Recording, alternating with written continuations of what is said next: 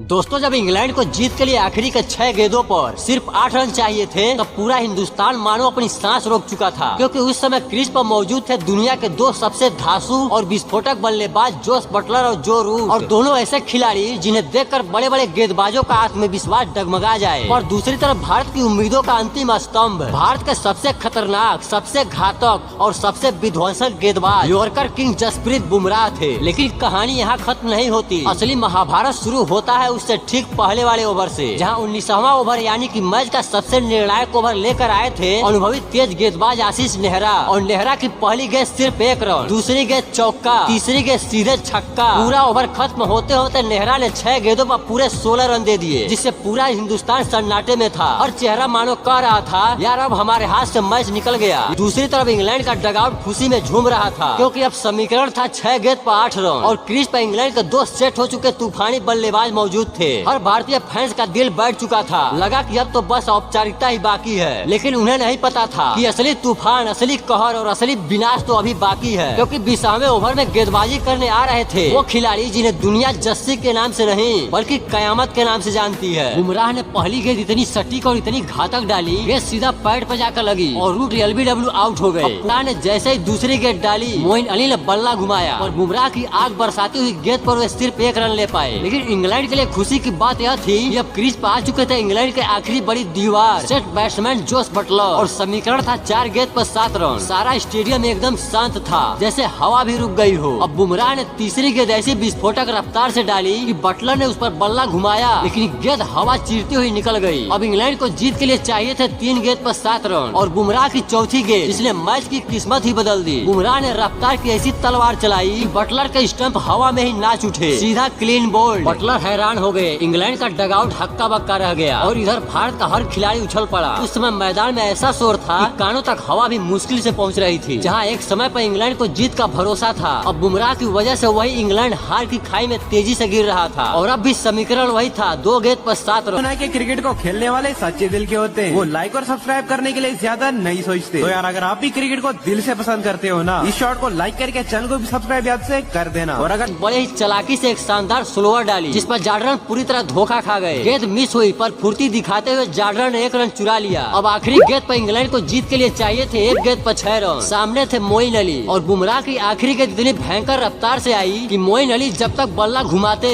तब तक गेंद उनसे काफी दूर निकल चुकी थी। इस मैच को हर कोई हारा हुआ मान चुका था, जिसे इंग्लैंड लगभग जीत चुका था। वही मैच जसप्रीत बुमराह की धधकती हुई गेंदबाजी ने भारत की झोली में डाल दिया।